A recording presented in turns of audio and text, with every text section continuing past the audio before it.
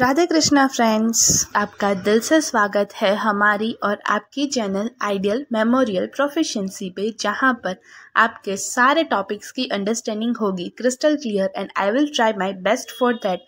क्योंकि अगर किसी भी चीज़ को अच्छे से समझा जाए तो उसे याद रखना थोड़ा आसान हो जाता है। So without wasting much time, let's get started. Hello, welcome back. आज हम करने वाले हैं a quick revision of logic. So यहाँ तक हमने लॉजिक के सारे टॉपिक्स को डीप में कर लिया था कवर। अब जब जस्ट क्विक रिवीजन करेंगे कि अगर लॉन्ग क्वेश्चन आएगा तो कैसे लिखना है और क्या पॉइंट्स इंपॉर्टेंट है।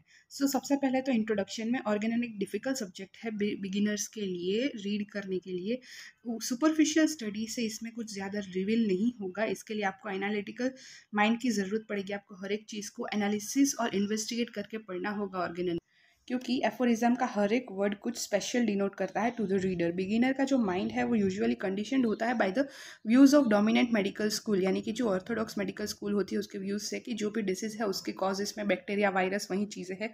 लेकिन हेनमन सर का ऐसा मानना नहीं है। उनका अकॉर्डिंग वाइटल फोर्स है वो उसमें डिरेंजमेंट होती है, उसकी वजह से डिसीज कोज होता है। तो ये जो व्यूज़ है हैनेमन सर के, वो हमारे लिए एज अ बिगिनर थोड़े स्ट्रेंज साउंड हो सकते हैं, बट अगर हम ओपन और एनालिटिकल माइंड के साथ ऑर्गेनन को स्टडी करेंगे और सारे सब्जेक्ट्स को साइनर्जेटिक अप्रोच से स्टडी करेंगे तो हमारे लिए ऑर्गेनन को याद रखना, समझना ईजी हो जाएगा।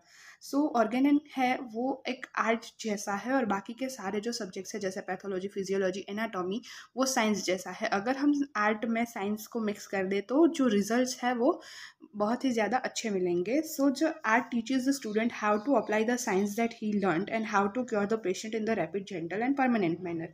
इसीलिए कहा जाता है कि आर्ट से हमें पता चलता है कि कैसे हमें साइंस को अच्छे से अप्लाई करके रैपिड, जेंटल और परमानेंट मैनर में क्योर लेना है। सो जब कोई भी आर्टिस्ट है वो अप्लाई करता है साइंटिफिक टेक्निक को तो उसका वर्क है वो और भी परफेक्ट हो जाता है। When any artist applies scientific techniques, his work gets the perfection. Hahnemann wrote organon for the physicians of his time, but because of the dogmatism means optioned mind, that those physicians rejected homeopathy. Hahnemann sir ने उस समय पर Organon लिखी थी उस समय के physicians को बताने के लिए कि होम्योपैथी क्या है, लेकिन डॉगमेटिज्म की वजह से उस समय के फिजिशियंस का जो ओपिनियन माइंड था कि वो जिस चीज़ में बिलीव करते हैं वही सही, उसके अलावा और कुछ भी नहीं, वो उसकी वजह से उन्होंने होम्योपैथी को रिजेक्ट कर दिया। एज अ होम्योपैथिक स्टूडेंट हमें लॉ ऑफ सिमिलिया को याद रखना है और उसे अप्लाई करने के लिए सारे सब्जेक्ट्स का साइनर्जेटिक अप्रोच यानी मिक्स अप्रोच, मतलब हमें सब कुछ पता होना चाहिए, क्या पैथोलॉजी है, क्या फिजियोलॉजी है, कैसे हमें थेराप्यूटिकली अप्लाई करना है किसी भी सब्जेक्ट को, क्या मटीरिया मेडिका में कैसे सिम्टम्स रिलेट करना है, कैसे रेपिटराइज करना है। साइनर्जेटिक अप्रोच की वहाँ पर ज़रूरत पड़ेगी। तो a homoeopathic student has to remember that successful application of law of similia is possible only by the synergetic approach of all the medical subjects and this is possible only by the intelligent application of logic. और ये possible होगा only by the intelligent application of logics. जो remarkable cures है जो हमारे pioneers ने किए हैं वो भी लॉजिक का सक्सेसफुल ईजी प्रिस्क्रिप्शन, हर एक प्रिस्क्रिप्शन में ईजीली एप्लीकेबल होने की वजह से ही वो सक्सेसफुल प्रिस्क्रिप्शन को कर पाए, क्योंकि उन्होंने सब जगह पर अच्छे से लॉजिक का यूज़ किया है। अगर आपको सक्सेसफुल होम्योपैथ बनना है तो आपको लॉजिकली कोरिलेट करना पड़ेगा पेशेंट की सफरिंग को with the knowledge of materia medica, organon and report. A successful homeopath logically correlates the patient suffering with his knowledge of materia medica, organon and repertoire. A good prescription, a good diagnosis, a good examination depend only upon a correct application of the principles of logic. Every science we study today is based on inductive logic. अब आज हम जो भी science पढ़ रहे हैं वो ज़्यादातर इंडक्टिव लॉजिक पर ही बेस्ड है। Even homeopathy is constructed and based on inductive logic. So let us understand how homeopathy is based on inductive logic. सबसे पहले तो इंडक्टिव लॉजिक को समझने से पहले लॉजिक क्या है उसको समझते हैं। तो जो वर्ड लॉजिक है उसका मतलब होता है the science and art of reasoning. Reason क्या है सबसे पहले तो reason is the mind's eye which enables us to explain the different phenomena critically. यानी वो रीजन है वो हमारी माइंड की आंखें हैं जो हमें एबल करती है कि कैसे हम एक्सप्लेन कर पाए डिफरेंट क्रिटिकल फिनोमिनास को अपनी वेज में। The Oxford's Advanced Learner's Dictionary defines logic as a way of thinking or explaining something, whether right or wrong. So it is an ability to reason correctly. So Oxford की Advanced Learner Dictionary logic को कुछ इस तरीके से define करती है जैसे कि a way of thinking or explaining something, whether right or wrong. So it is an ability to reason correctly. It is a science of inference. It teaches how one judgment may be inferred from other judgment. तो ये सारी चीज़ें detail में हमने पढ़ी है कि ये एक साइंस ऑफ इन्फरेंस है कि कैसे हम एक जजमेंट को दूसरे जजमेंट से अलग करते हैं, कंक्लूड कंक्लूड करते हैं। To reason is to infer, hence it is also known as science of reasoning, and logic and philosophy are not new subjects to the human mind, but in olden days also logic was use for the purpose of argumentation and disputation. Logic और philosophy जैसे subjects हमारे human mind के लिए कोई नए subjects नहीं है, लेकिन पहले भी थे। लेकिन पहले के समय में लॉजिक को सिर्फ आर्ग्यूमेंटेशन पर्पज के लिए और डिस्प्यूटेशन के लिए, झगड़ों में ही यूज किया जाता था। लेकिन लॉजिक की मदद से हम ट्रूथ को डिस्कवर कर सकते हैं by drawing different conclusion from different premises, यानी डिफरेंट कंक्लूजन को डिराइव करके फ्रॉम डिफरेंट प्रीमाइसेस, यानी डिफरेंट आइडिया से।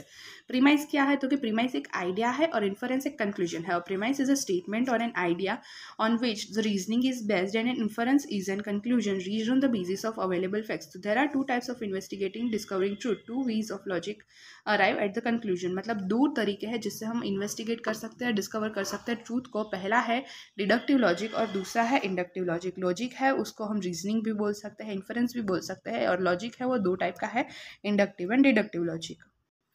Oxford's dictionary defines logic as the science of reasoning. Reason is a mind's eye and enables us to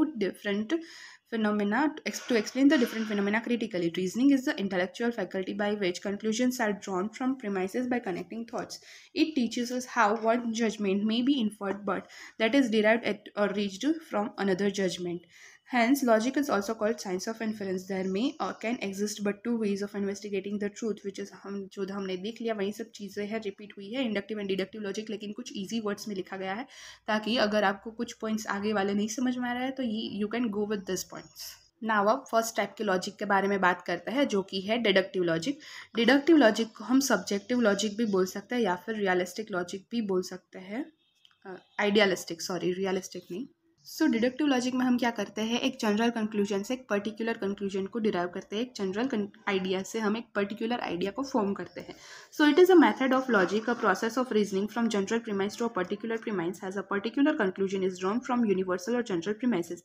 inference is drawn from general to particular. यहाँ पर हम कोई भी conclusion कैसे draw करते हैं, from general to particular. If general premise is true then the particular conclusion derive from the premise must also be true. अगर general premise है वो अगर सच है तो पर्टिकुलर कंक्लूजन जो हमने उसमें से डिराइव किया है वो भी सच ही होगा। The conclusion of the deductive argument never goes beyond the agreed general premise. तो जो भी कंक्लूजन हमने डिराइव किया है by the deductive argument never goes beyond general premises. Suppose example में हम देखेंगे वो सब चीज़ें। रेने डिस्कार्ट्स है अ फ्रेंच फिलोसोफर और मैथमेटिशियन, वो है फादर ऑफ डिडक्टिव लॉजिक, और he influence the orthodox school by his logic. So deductive logic को हम सब्जेक्टिव और आइडियलिस्टिक लॉजिक भी बोलते हैं। एग्जाम्पल में देखेंगे कि all medical students are intelligent, तो इसमें से हमने एक पर्टिकुलर प्रीमाइस को अलग करेंगे, जैसे कि all medical students are intelligent, और एग्जाम्पल है कि Rama is a medical student. तो यहाँ पर पर्टिकुलर कंक्लूजन क्या होगा डिडक्टिव लॉजिक के through, Rama is intelligent because he is a medical student. So as the general premise says all the medical students are intelligent. And religion is the best example of deductive logic. जो religion है वो best example है deductive logic का।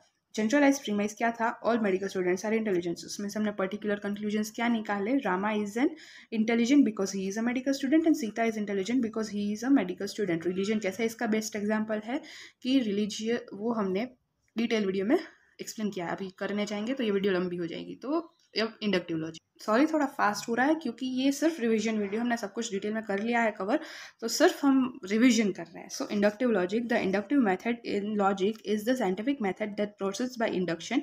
Inductive method है जो logic की, वो क्या है कि वो एक साइंटिफिक मेथड है जो हम इंडक्शन के थ्रू यूज़ करते हैं। मतलब इंडक्शन क्या है, bye drawing universal conclusions from particular premises. वहाँ जो भी था इसका यहाँ बिल्कुल उल्टा। डिडक्टिव लॉजिक में हम एक जनरल प्रीमाइस से पर्टिकुलर प्रीमाइस को अलग कर रहे थे, यहाँ पर बहुत सारे पर्टिकुलर प्रीमाइस से हम एक जनरल कंक्लूजन को डिराइव करेंगे। So induction is a process of action of bringing about और giving rights to something. By inductive reasoning we ascertain what is true of many different things it process by induction. Inductive logic या फिर inductive reasoning के through हम ascertain करेंगे what is true of many things, बहुत सारी चीज़ों में से सच्चाई कौन सी है, and it process by induction, और ये प्रोसेस होगा by induction. By induction, universal conclusion is drawn from particular premises. Induction के through universal conclusion drawn होगा from a particular premises. What happens around us we can be felt by our own senses, and by proper reasoning we may discover the laws of nature in consequence of which this happen.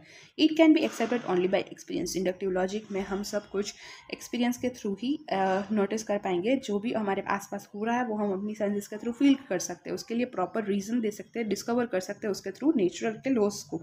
और ये सारी चीज़ें कब होगी? Experience के through. Hence the inductive logic is called the logic of truth and reality. और इसीलिए inductive logic को हम क्या बोलेंगे? Logic of truth and reality, क्योंकि यहाँ पर हम सब कुछ खुद फील कर रहे हैं, खुद एक्सपीरियंस करने के बाद डिस्कवर कर रहे हैं. So logic of truth and reality. Lord Francis Bacon is considered as the father of inductive logic, and John Stuart Mill further developed this system in his work The System of Logic. Lord Francis Bacon है वो father है inductive logic के, और John Stuart Mill है वो उनको further उन्होंने ये सिस्टम को फर्दर डेवलप किया है अपनी बुक में द सिस्टम ऑफ लॉजिक में. This procedure draws universal conclusion और inference from experience based particular premises. इस प्रोसीजर के थ्रू यूनिवर्सल कंक्लूजन्स या फिर इन्फरेंस डिराइव होते हैं from experience based on particular premises, यानी कि जो भी एक्सपीरियंस बेस्ड पर्टिकुलर प्रीमाइसेस है उसमें से हम एक यूनिवर्सल कंक्लूजन को डिराइव करते हैं. This logic process from particular premise to generalized or universal conclusion. In the logic, before we make any conclusion, classification, generalization and spin theories, we must be sure that we have reliable facts. हम कभी भी यहाँ पर कोई भी conclusion तक पहुँचे उससे पहले हमें ये श्योर होना चाहिए कि हम जो भी facts पर बात कर रहे हैं, derive कर रहे हैं conclusion में, वो सच हो, reliable हो, trustworthy हो. सो अब इसके एग्जाम्पल्स को देख लेते हैं. पर्टिकुलर फैक्ट्स या फिर पर्टिकुलर प्रीमाइसेस में है Rama is intelligent, he is a medical student. Sita is intelligent, he is a medical student. And Somu is intelligent, he is a medical student. तो हम इन हर एक सेंटेंस को एज अ पर्टिकुलर प्रीमाइस देखेंगे. इसमें से हमने एक जनरल कंक्लूजन डिराइव किया कि all the medical students must be intelligent. सारे मेडिकल स्टूडेंट्स हो सकता है इंटेलिजेंट हो. In this logic from the particular finding we jump to a general conclusion. तो हमारी जो भी सेंसेस है वो आसपास की सारी चीज़ों को नोटिस करती है, फिर रैशनल रीजनिंग के थ्रू वो कुछ अप्लाई करती है अपनी थिंकिंग के थ्रू और डिस्कवर करती है लॉज को based on the truth and nature. We can explain what is happening around us in a better way by adopting the inductive logic. और हमारे आसपास जो भी कुछ हो रहा है उसको अगर एक्सप्लेन करने का बेटर वे है तो वो है इंडक्टिव लॉजिक. यहाँ पर वही एग्जाम्पल जो हमने पीछे देखा था वो एक डायग्रामेटिक फॉर्म में आपको रिप्रेजेंट किया गया है. और generally in conclusion particular premises से जनरल प्रीमाइसेस तक पहुंचना, यानी पर्टिकुलर प्रीमाइसेस से जनरल प्रीमाइस को डिराइव करना इज इंडक्टिव लॉजिक, और जनरल प्रीमाइस से पर्टिकुलर प्रीमाइस को डिराइव करना is a deductive logic. Now देखेंगे लॉर्ड फ्रांसिस बेकन के बारे में. जो लॉर्ड फ्रांसिस बेकन थे वो एक इंग्लिश फिलोसोफर और स्टेट्समैन थे. उनको कंसीडर किया जाता है फादर ऑफ इंडक्टिव लॉजिक. उन्होंने अपनी बुक में इंडक्टिव लॉजिक के बारे में एक्सप्लेन किया है और वो बुक का टाइटल है नोवम ऑर्गेनम, जो कि सेकंड वॉल्यूम है इंस्ट्रशिया मैग्ना का, जो लैटिन लैंग्वेज में लिखी गई है. जो टाइटल है नोवम ऑर्गेनम उसका मतलब होता है new instrument of knowledge. Francis Bacon कहते हैं कि truth is not the daughter of time and not the truth is daughter of time and not the authority. He believe that logic is not just for argumentation and disputation. उनका ऐसा मानना है कि logic है वो सिर्फ argument और डिस्प्यूटेशन के पर्पस के लिए नहीं यूज़ होना चाहिए. उसको यूज़ कर हम अपने पर्सनल ओपिनियंस और स्पेक्यूलेशंस को नहीं ना यूज़ करने की बजाय थियरीज और लॉज को कंस्ट्रक्ट करने के लिए यूज़ करें, फैक्ट्स को फॉर्म करने के लिए यूज़ करें तो ज़्यादा अच्छा होगा. और लॉज को कंस्ट्रक्ट करने के लिए ग्रेजुअल और सक्सेसिव जनरलाइजेशन को हमें एडप्ट करना होगा. जो भी चीज़ें अनकॉमन है, जो भी हम डिस्कवर कर रहे हैं या फिर उसमें से जो भी कॉमन है उसको अलग करके लॉज को हमें फॉर्म करना है. So inductive logic is also called as scientific objective and realistic logic. और इसीलिए इंडक्टिव लॉजिक को हम scientific objective and realistic logic भी बोलते हैं. फ्रांसिस बेकन की कुछ यहाँ पर लाइन्स मेंशन की गई है जो उतनी इंपॉर्टेंट नहीं है. इंडक्टिव लॉजिक की मेथडोलॉजीज को फर्दर डेवलप किया है जॉन स्टाउट मिल सर ने इन his book system of logic. और इंडक्टिव लॉजिक है वो आज के ज़माने में इंस्ट्रूमेंट बन गया है मॉडर्न साइंस की डेवलपमेंट का. So inductive logic becomes the instrument of the modern science. Inductive logic and science. तो इंडक्टिव लॉजिक की जो मेथड है वो application of principles by inductive logic to scientific research, यानी कि यहाँ पर हम इंडक्टिव मेथड के थ्रू इंडक्टिव लॉजिक का एप्लीकेशन करके साइंटिफिक रिसर्च को प्रोसेस करेंगे. This method was originated by lord Francis Bacon in his book Novum Organum, और फर्दर डेवलप किया था जॉन स्टार्ट मिल सर ने इन his book system of logic. तो ये इंडक्टिव लॉजिक है वो आज इंस्पिरेशन, बेसिस और इंस्ट्रूमेंट बन गया है मॉडर्न साइंस का. और जो लॉर्ड फ्रांसिस बेकन के टाइम से पहले ये सिर्फ आर्ग्यूमेंट और डिस्प्यूटेशन के पर्पस के लिए यूज़ किया जाता था। कोई भी इस लॉजिक के थ्रू फैक्ट्स पर अटेंशन नहीं डालता था, जो भी चीज़ें थी वो सब एक्सेप्ट कर लेते, ना कि उस पर लॉजिकल थिंक करके कुछ और सोचे समझे कुछ नहीं। Direct and systematic investigation of nature was unknown और इग्नोर्ड। जो डायरेक्ट और सिस्टमेटिक इन्वेस्टिगेशन थी उस समय नेचर की, वो अननोन थी और इग्नोर्ड थी। सो ओपिनियन, स्पेक्यूलेशंस और थियरीज है वो यूज़ की जाती थी मटेरियल के फॉर्म में for constructing more opinions and theories. वहाँ पर कोई भी रिसर्च या ट्रूथ की खोज का एंड हो चुका था, लेकिन लॉर्ड फ्रांसिस बेकन सर के आने के बाद उन्होंने बताया कि हमें स्टॉप कर देना चाहिए to believing such speculating theories और डायरेक्ट नेचर में जाना चाहिए और ढूंढना चाहिए कि सच्चाई कहाँ क्या है। उन्होंने बहुत सारी ऐसी फॉल्स सिस्टम्स को डिमोनलाइज किया, डिस्ट्रॉय किया और फिर लॉजिक को रिस्टोर किया और एक ऐसी प्लेस पर रखा कि वो एक गाइडेंस बन सके ट्रूथ के लिए। इंडक्टिव लॉजिक है वो सपोर्ट करता है, फ्रीडम टू इन्वेस्टिगेट देता है, freedom to study the nature and freedom to draw the conclusions individually. मतलब with the help of inductive logic we are free to investigate, we are free to study the nature and we are free to draw our own conclusions individually. अब किसी भी conclusion तक पहुंचने के लिए inductive logic है वो 4 steps को रिकमेंड करता है।